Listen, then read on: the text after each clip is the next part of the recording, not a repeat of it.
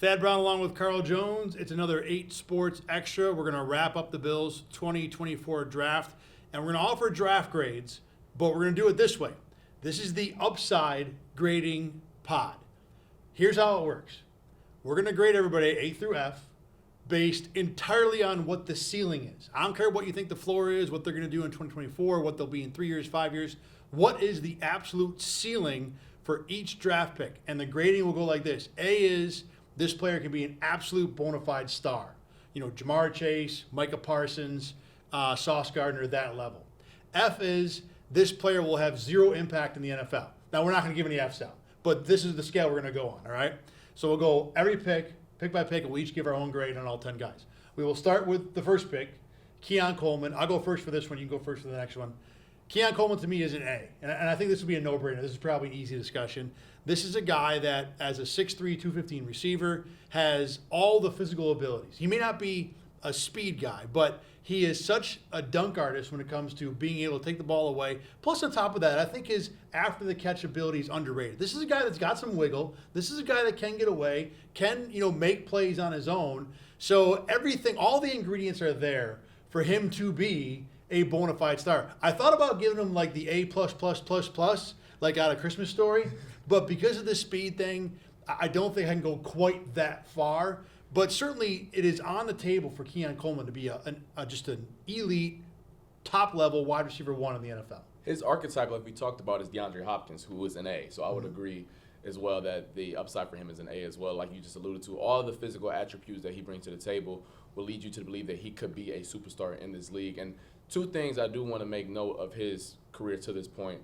I don't know if Florida State put him in the best situation to succeed every down in and down out as a receiver. So when he gets to Buffalo, it'll be up to Joe Brady and Josh Allen and everyone over there on the offensive side of the ball to make sure that he's in situations to reach his potential. Because I think of Rashee Rice, for example. I wasn't the biggest fan of him coming out of college, but the Chiefs didn't ask him to do things that he wasn't comfortable doing. So I think the same goes for his NFL career. If you guys are asking him to be Stephon Diggs and run the similar routes, it's going to be tough for him. But if you ask him to do things that he's good at, I think there's a chance that he can reach that top end. All right, next pick in round number 2, Cole Bishop, the safety. You can go first. Give me your upside grade. I'll give him a B. I think he's actually going to be a starter relatively quick in this league, or at least make a contribution on defense rather quickly. His versatility popped off the charts at Utah, and I think that he's a smart enough player to handle the responsibilities to be a down-in and down-out starter in this league. The reason why I can't give him an A, ball production. I think the lack thereof, especially at the safety position, when you think of the best safeties in the league, they take the ball away. And I don't think he's shown the playmaking chops to do that. I went back and looked at Micah Hyde and Jordan Poyer just to get a quick little glance of what they did in college. Jordan Poyer had 13 picks in college. Micah Hyde had 8. Bishop had 3. So that goes to show you just the level and difference in type of playmakers that those two are as compared to Bishop. I think a B is a fair grade for a lot of safeties because safety is not a high-impact position. I'm going to give him a B+, though, because I think in the Bills' offense, because of how much they often ask the safety to do, how much communication there is involved, and for things that you said when we've talked about Bishop over the weekend with his level of intelligence and the complexity of the Utah defense, I think there's a little extra that you can get out of Bishop if the Bills coach him up and are able to unlock everything they unlocked out of Hyde and Poyer before. But again, I think with the safety, you have a hard time going beyond a B just because there's only so much that guy can impact the game when you start most plays 15, 20, 30 yards off the line of scrimmage. All right, third round pick, Dwayne Carter, the defensive tackle from Duke. I'm going to go B- here. I like Carter's game. I think he can certainly fill a role and have a lengthy NFL career. And I think that should be a part of this too, is that not just an impact on, we're grading him an impact on 1 year or 1 game, but a career-long impact. I think Carter's going to have a long career. I think he's going to play in the league a long time. But I don't think he's got the upside as a pass rusher to where you look at Dwayne Carter and offenses are game planning for him, to where he's wrecking games. I think he's going to be very competent. I think he's going to make a fair share of plays, but I don't see this as a guy that down the road, has Ed Oliver in him or anything to where he is a primary focal point of your defense and your attack. Maybe, but I don't think it's there. So B- for me. I was going to give a B- as well. And I think on draft day, I know they say it's not about where you start, it's about where you finish in terms of where you drafted. But if there's one position where if that's the case, it's defensive tackle. Out of the top 15 annual average salaries for defensive tackle, only 3 of them were drafted beyond the second round. That goes to show you, literally, the best ones are drafted on day one. Those are the guys who can get after the pass rusher. Those are guys who can stuff the run. It's just by nature of just how difficult that position is to play if you're not an A-plus superb athlete. So I think he can be a solid rotational player at his peak. But listen, I'm not going to be the Debbie Downer and say, oh my gosh, you have no chance of being a superstar player. But if I'm betting the averages here, guys who get drafted on day 2 and beyond, especially in the 3rd round like he was, those guys tend not to even be star players, let alone superstars. Perfect segue into the next draft pick, 4th rounder Ray Davis, because running back is a position, on the other hand, where you can be really good being drafted after round 2. So give me your upside grade for Ray Davis. I would say for a running back who has 3-down potential, I could say a B-plus scenario here where the high-end guys, once again, are superb athletes, and he's not that. But running backs who play all 3 downs or have the capability to do so are rare today, especially guys who you can trust. He led, I believe, all running backs with 7 receiving touchdowns in college football last year. He's shown the playmaking chops to be a running back as well. He ran for over 280 against Florida, and anyone who wants to see that game, the highlights of that were kind of fun to watch. Those fans, you probably should take some time. Exactly. Yeah. So any guy who can show you that he can be on the field all 3 downs, and I know James Cook being there may offer some blockage, which will be the bigger issue in this regard. But in terms of just his skill set, running backs who can play all 3 downs are effective runners as well as out of the backfield. His pass pro will probably be the biggest hang-up, but you'll get the opportunity to block linebackers coming up soon here at St. John Fisher. But guys who can play on all 3 downs, I think, have high-end starter in this league. Yeah, I'm with you there. I'm actually going to push him to an A-. And a couple things I want to say. A lot of stuff I see the same that you see. I think he's actually can be a better route runner than I think a lot of people give him credit for. There is a very high level of quickness for a running back when I see Davis in routes. I think he can be a better route runner than James Cook, maybe by a lot. The thing that pushes me up just a little bit is the background, the story. One of 15 kids, spent, multiple years of his life in foster care and overcame that. When you see that story, it's hard for me to put any sort of lid on that guy. I mean, obviously, there are physical limitations that I think prevent him from being a flat-out A. But I think when you think about the background and the story, and I like him more than I think most pundits do. I think he's a better pass blocker than most people give him credit for. I think he can be, I'll tell you what, I think he can take snaps away from James Cook this year. I don't know if he will, but I think that's within the realm of what Ray Davis can do. He can be that good a player to where the Bills are like, 50-50, maybe even 60-40 Ray Davis. It would not shock me. I think he's excellent. And again, I cannot discount all that he's done before getting to the Bills at all and knock him for any bet. I'm going to give him an A-. All right, next pick, round 5 now. Cedric Van Pran-Granger, the center guard. I'm going to go solid B. I mean, this is a guy that I think most people thought would go a little bit earlier, maybe. I mean, this is a very good value pick for the Bills. Very solid center, can get out and move, gives you all the things you want to provide. Obviously, initially, he's going to have to fight past the fact that Connor McGovern is the likely center. But this is a guy that I think can do everything you want to see out of a center. Leadership qualities are there. So I'm going to go solid B, and I might be underrating him too, the more I think about it. I was going to say the B range as well. One thing of note, a 3-year starter at Georgia is nothing to sneeze at. That was the best program in college football over the past 3 years. He won 2 national championships. So the capability to hold off guys behind you, younger 5- and 4-star prospects, and keep them off the field does show that he has a level of oomph to him. The fact that, because Kirby Smart is always trying to churn in dudes to get the younger prospect on the field, but he was able to hold those guys off. So I want to give him credit for that. But those guys who are drafted on he was the day 3. He was the first 5th rounder. Right? First 5th rounder. He's the first 5th rounder as well. I think he can. When I think of B, I think of a good starter in this league, and I think that's what he can end up being. All right, second pick in round 5, Edefuan Ulofoshio, and the upside on us pronouncing his name is probably an F. But beyond that, as a linebacker, you get to take this one first. Give me your upside grade. It's funny, Brandon Bean didn't even want to pronounce his name yesterday, so I think we're all in the same boat. We'll get it right. We're calling him Ed. Yeah, we'll get it right at some point. But he's a good athlete, and good athletes at linebacker tend to get a little bit of a bump. I would say probably a B- though, just based off the fact that when you watch the Michigan game, and it's not his fault, solely his fault, because the Michigan game was bad for a lot of the UW defenders, no pun intended. But his pathway to the field is going to be extremely hard here in Buffalo, where you're behind an All-Pro and Matt Milano, and then Terrell Bernard is just getting his career started. Dorian Williams also got drafted last year. He has a leg up as well. Balin Spector is still on the roster at this point. So I think that his most impact, how do I want to word this? The most impact that I can see him having in this NFL is a high-end special teams player with the capability to do more on defense. Yeah, I agree with where his role will probably be, primarily special teams. You know, watching him on film, he seemed really stiff for a guy to be able to play linebacker in the NFL. Like, I think going forward, coming downhill, you know, solid tackler, strong at the point of attack. But those are things that you look at and say, well, let me put him on special teams where he only has to run forward, where he's coming downhill no matter what we're doing. And I think he's got a very good chance to have an excellent special teams role. I mean, long-term star, you know, Pro Bowler, and especially with the kickoff rules being changed, you can see like a guy like that shooting gaps, you know, because I think that the new kickoff return is going to look like an extended offensive line. This is a guy that can handle that, can shed blocks. So I think he could have a very good role there. But because that is probably the limit of what I think he probably can do, I'm going to go C+. You know, and I think we're both in the same boat of this is probably a guy who's going to be a long-term special teamer, but that might be the extent of what he's doing. All right, the next pick after that for the Bills is defensive end Javon Solomon from Troy. I'm going to go A- here. You know, I like a lot of what I see from him as a pass rusher.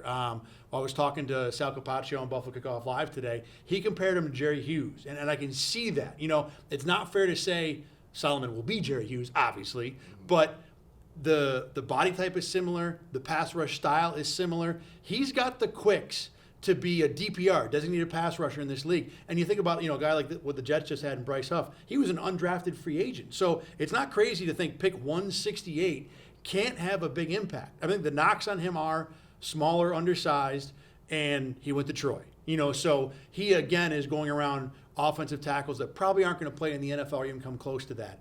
But for we're talking about upside grades. I mean, I was not debating between B's. I'm thinking, do I go straight A or A-? I think just, like, he won't be Von Miller, right, but whatever the next level down is, I think that's very much within range for him. I couldn't get past the size. For me, it would be a B. And the reason why I couldn't put him in the A category, those A type of edge rushers, they also can stop the run as well. And I think that's where the hang-up. That's fair. The hang-up for me is that if you're playing at 245 or if maybe he can get up to 250, I think when you've been in college as long as he has, I think what your weight is what you'll play at. I just can't get over the fact that if you're at that size, you might get swallowed up in the run. Now, don't get it twisted. There are some smaller guys who can do it. Micah Parsons, I don't think he's even 245, and boy. He's not a real human being, though, either. Correct. He ain't from the same planet as the rest of us, so it's a little different. But once again, that dude is not Micah Parsons. He's a fifth rounder for a reason. So I think he can, but he clearly has shown you that he can get to the pass rusher. I don't care. 16 sacks is 16 sacks, Troy, Ohio State, whatever the case may be. But the size is where I think his ceiling would just be a good starter. I totally agree with everything. In the current NFL, though, if he's only a pass rusher, can you still see the impact, which is kind of what we're trying to go for here, the upside, being in that A level, even if, you know, he might be a C at best against the run? No, because A guys for me are like Pro Bowlers, and I don't know how many Pro Bowlers play DPR. Yeah, like Bryce Huff is probably the best example, but I wouldn't consider him a Pro Bowler either. So that's the high end for me. Huff is probably never going to make a Pro Bowl. Just because he doesn't play enough snaps. Unless he has like a 20-sack season. It have to be bananas. That's a fair. Okay. Pick number 204, round 6. This is the offensive tackle, Tylan Grable from Central Florida. You got this one first. This is not based off of any film. It's just based off of the athletic traits that come with the position. Players like this, I don't know why they couldn't end up being stars in this league. I would give it an A just based off the athletic profile, his story of being a high school quarterback, converted to a walk-on at tight end, then playing offensive tackle at at Jacksonville State, then moving on to UCF. Athletic profile, he's 6'6", 306. Those guys, if you want to take a chance on them, good athletes tend to be good tackles sometimes. Not saying it's a high chance of it. There's a reason why he was drafted so late. But there are some stories, including a guy we can get into later, where I'm not saying it's a great chance or even a decent chance, but good athletes, coaches can coach them up a little bit, take a chance on that. I'm going to go B based on the film. You know, watching the film, I don't see a guy there that has the highest level of ability. Can he be a very dependable starter in the NFL? I think, like you said, the athletic profile alone probably guarantees that. But I don't see enough movement. I don't see enough of the athleticism. You look at offensive linemen and you think, well, let's coach him up. Let's work on the technique. I don't think his technique is that bad. I just don't think that the lateral stuff is there enough to where I can say he could be a star in the NFL. Maybe. And again, like, this is our assessment of it. Doesn't mean that this guy can't exceed what we think. But to me, I see a guy that competent tackle for sure. Penei Sewell, I don't think so. Got you. All right, round number 6, pick number 2, Daequan Hardy, the corner / punt returner from Penn State. You get to take this one first. Are we separating special teams from defensive players? Altogether. So this is an altogether grade. Well, if it is. I mean, well, you know what? Do what you want. You look like you're dying to separate here. As a defensive back, I don't see more than a rotational guy at best, so like a C in that regard. But in terms of a punt returner, I think he can have B+ capabilities. The guy who has a pick six, so he's showing you he's comfortable with the ball, and also two punt returns for touchdowns last year. So if that's his role in this league, I don't think he has the athletic profile to ever suggest being an A, which is like a Devin Hester or a Dante Hall or anything of that sort. Those are the A type of special teamers that I think of. But I think he can be your punt returner for 3-4 years and be like, all right, cool. If he cribs once a year or gets us in good field position once every 2-3 games, we're good with that. I'm going to go B, both sides. Okay. I mean, now you're the Division I corner, so certainly we'll. I think Taron Johnson also plays a role into why I have him at a C, though. That's fair. Okay. Well, but Taron Johnson's not going to be around forever, and this is a league where corners do tend to age faster. Now, look, Taron Johnson's great. We're both huge fans, so I don't want to sit here and say he's got 2 years left. Right. But just in general, that's a position that does tend to age out a little sooner. But it's a fair point that, I agree that Hardy, if he's going to play in the NFL, he's going to be a nickel. And if he's going to be a nickel in Buffalo, well, then Taron Johnson either got to quit football or something weird's going to happen. Or something. Exactly, yeah. But I think Hardy, as a nickel, I see a lot of the skills that work in Buffalo. I think this is a guy that can play the run. He's not very physical. In fact, he's very not physical, to be honest. But I think he's got the skills to be there. I like the way he closes on balls. Look, he's for a guy who's really fast. He is kind of stiff turning around, and that's a concern to play corner in the NFL. But then you add in the punt return ability, and I like the fact that he doesn't decelerate when he cuts. You get that guy in the open field, it's boom, boom, boom, boom, boom. You don't see a guy who has to think. He's just kind of moving. So I think there's a B-ish possibility as a nickel, but certainly when you put the two of them together, I think B is where we land. Yeah. All right, last pick for the Bills is maybe the most fun pick. From England, Travis Clayton, offensive tackle through the International Player Pathway Program. Now, somehow I'm still first. We must have missed our order somewhere. Regardless, you take it away. I got it first. Okay, this is the last guy. So we'll start with this. Clayton is 6'7", 301, and depending on what report you read, either ran a 4.79 or a 4.81. Just keep in mind, there have been 2 offensive linemen in the history of the combine who have ran faster than a 4.81, okay? So this guy's either third by himself or tied for third with the fastest 40 ever at 6'7", 301. I mean, if you stood in front of him while he was running the 40, you'd probably die, right? Wouldn't that be what happened? Yes, it'd be a you car just crash. die. It's Exactly. a car crash. Yeah, it's not a car crash. You're getting run over by an 18-wheeler there. So without him ever playing football, I think again, depending on what report you read, there are some people that say he played a little defensive tackle in South Florida back in the day. Whatever. He's played literally a handful of NFL snaps. So the floor is certainly a K. Yes. It could be anything. But I got to go A because we don't know who he is. And this kind of athletic profile, this is you ever see the movie The Rookie where who's the actor? Jeff Daniels. No, not Jeff Daniels. Owen Daniels? No. That's Owen Wilson. Oh, see, there you got to watch more movies, man. That's my issue. TV show guy. Yeah. So I'll look it up here while I'm talking. See if I can do that. So the movie's about the high school baseball coach. This is a true story. Who coaches his team, and during the season, you've never seen this movie, right? No, I've never seen it. So if I spoil it for you, it's not gonna be a big deal. Nah, okay. No. That's a TV show. I'm onto the police drama. Anyway, Wow. so to tell you, Yes. and for the 5 people who haven't seen the movie, high school baseball coach coaches his team, and they're in Texas, kind of hard scrabble, and he's trying to motivate the team. And when he pitches a BP to them, he throws really hard. And he's like, all right, guys, I want you to try and win states or sectionals or whatever it is. And they're like, well, coach, if we win, you got to do a Major League Baseball tryout, right? Well, of course, they win. It's a Disney movie. They win sectionals. He tries out because the Tampa Bay Rays had like a tryout, and he throws 98. And the line from the movie that I'll never forget, when the scout's talking to him, and he's like, I'm 38 years old. I'm not a professional athlete. Why are you talking to me? He's like, look, if I call in a 38-year-old rookie to my boss, they're going to laugh at me. He's like, but if I don't call in a 98-mile-per-hour fastball, I'm going to get fired. This is Travis Clayton. This is that level of guy where it's just so ridiculous you can't not take a shot at him. Yeah, I have to agree here. And there have been many players who have come through the International Pathway Program, but the first guy that came to mind was Jordan Mailata, the Philadelphia Eagles left tackle, who is going on to be one of the better players, or at least left tackles in the NFL today. And there was a quote that went viral 2 days ago. I believe it was Albert Breer about Jeff Stoutland, the Eagles offensive line coach, speaking about Mailata, who also, I believe, came from Australia and was a professional rugby player as well. And he said it's sometimes better to teach someone with no habits as opposed to with bad habits. So, it's a blank canvas right now. Coach doesn't have to worry about any of the bad technique my man had in college or in high school or anything of the sort. I can tell you how to pass pro and where your hands need to be, because you're just going to be a sponge. You're going to do what I tell you to do because you don't know any better. So that's the high upside with him. I mean, now, once again, there's only one Jordan Mailata to this point, and I'm not going to say that this guy's going to be Jordan Mailata because there's a lot of things that went into him being that way, a.k.a. Jeff Stoutland, and being around Lane Johnson and Jason Kelsey and all these other great pros.